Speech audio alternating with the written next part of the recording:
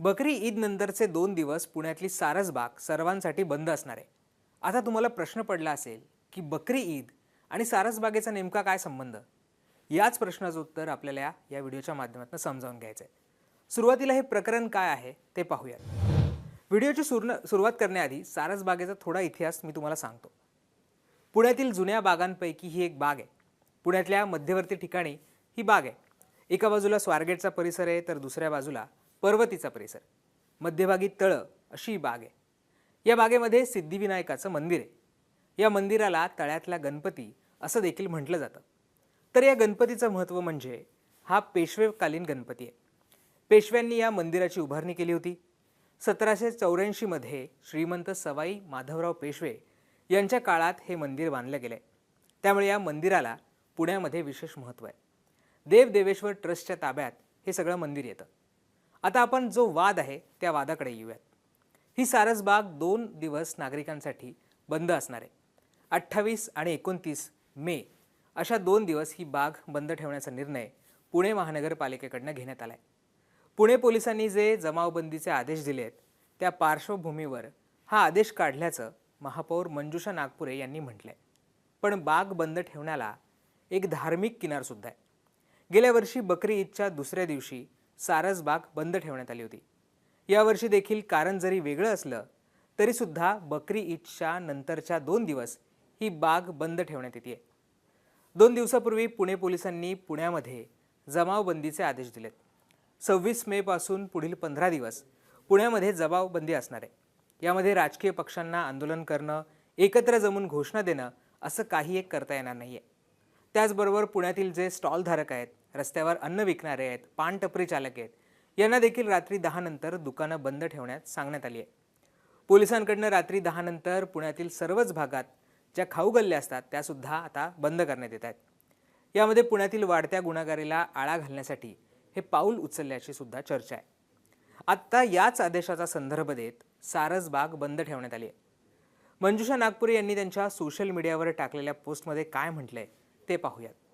नागपुरे म्हणतात, सारसबाग बंद.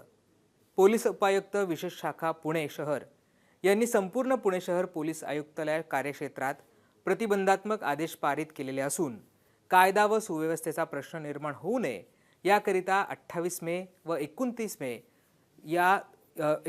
2026 रोजी सुरक्षिततेच्या दृष्टिकोनातून सारसबाग उद्यान बंद ठेवण्यात येणार आहे. गेल्या वर्षी ईदच्या आधी खासदार मेधा कुलकर्णी यांनी पुणे महानगरपालिकेला एक पत्र लिहिलं होतं.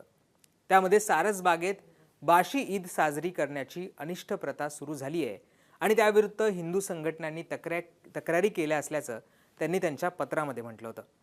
पुढे त्या म्हणाल्या होत्या की सारसबागेमध्ये श्री सिद्धिविनायकाचं पेशवेकालीन मंदिर असून हे लक्षावधी हिंदूंचं श्रद्धास्थान आहे. या मंदिराभोवती एक उद्यान आहे. त्या उद्यानामध्ये बकरी ईदच्या दुसऱ्या दिवशी मुस्लिम समुदाय मोठ्या संख्येत उपस्थित राहतो आणि सुरक्षेचे नियम पायदळी तुडवून त्या ठिकाणी मांसाहार भोजन करण्यासाठी डबे आणले जातात. या गोष्टीमुळे हिंदू समाजाच्या भावना दुखावल्यात. मेधा कुलकर्णी यांनी हे पत्र लिहून बाग बकरी ईदच्या दुसऱ्या दिवशी बंद ठेवण्याची महापालिकेकडे मागणी केली होती. परंतु हिंदू भाविकांसाठी तळ्यातल्या गणपतीचं मंदिर खुलं ठेवावं असं देखील त्यांनी त्यावेळी म्हटलं होतं. कुलकर्णींच्या पत्रानंतर गेल्या वर्षी बकरी ईदच्या दुसऱ्या दिवशी ही बाग बंद ठेवण्यात आली होती. आता यावर्षी प्रतिबंधात्मक आदेशाचं कारण देऊन ही बाग बंद ठेवण्यात आली आहे. सारसबागेतल्या तळ्यात असणाऱ्या सिद्धिविनायक मंदिराची मालकी हे देवदेवेश्वर संस्थानाकडे आहे. परंतु मंदिराच्या आजूबाजूला असलेली बाग ही पुणे महानगरपालिकेची आहे. उद्यानामध्ये कुठलेही खाद्यपदार्थ घेऊन जाण्यास मनाई आहे. असं असताना मुस्लिम समाजाचे लोक ईदच्या दुसऱ्या दिवशी इथे मांसाहार करतात असा आरोप अनेक हिंदुत्ववादी संघटनांनी सुद्धा केलाय. याबाबत काही तक्रारी देखील करण्यात आल्या होत्या. त्याचबरोबर या बागेत गणपतीचं मंदिर असताना इथे नमाज पठण केलं जातं असा देखील आरोप हिंदुत्ववादी संघटनांकडनं करण्यात आला होता. त्यामुळे बकरी ईद आणि 2 दिवस बाग बंद ठेवणं याला ही सगळी पार्श्वभूमीसुद्धा आहे. महापालिकेच्या निर्णयावर सामाजिक कार्यकर्ते विजय कुंभार यांनी देखील प्रतिक्रिया दिली आहे. कुंभार त्यांच्या पोस्टमध्ये म्हणतात, गेल्या वर्षी राज्यसभा खासदार मेधा कुलकर्णी यांच्या पत्रानंतर धार्मिक कारणास्तव सारसबाग बंद ठेवण्यात आली होती. यावर्षी महापौरांकडून सुरक्षेचं कारण देत ती पुन्हा बंद केली जाते. जर ही बंदी योग्य असेल तर प्रशासनाने सर्व संबंधित तथ्ये आणि आपल्या निर्णयाचा आधार जाहीर केला पाहिजे. बदलत्या स्पष्टीकरणांनी सार्वजनिक जागांचे व्यवस्थापन हे करता येत नाही. पारदर्शकता, सुसंगतता आणि सर्व नागरिकांना समान वागणूक ही सुशासनाची मूलभूत तत्व आहेत, असं त्यांनी त्यांच्या पोस्टमध्ये म्हटलंय. आता प्रतिबंधात्मक आदेश असेल तर केवळ एकाच बागेसाठी का, असा प्रश्न देखील विचारला जातोय.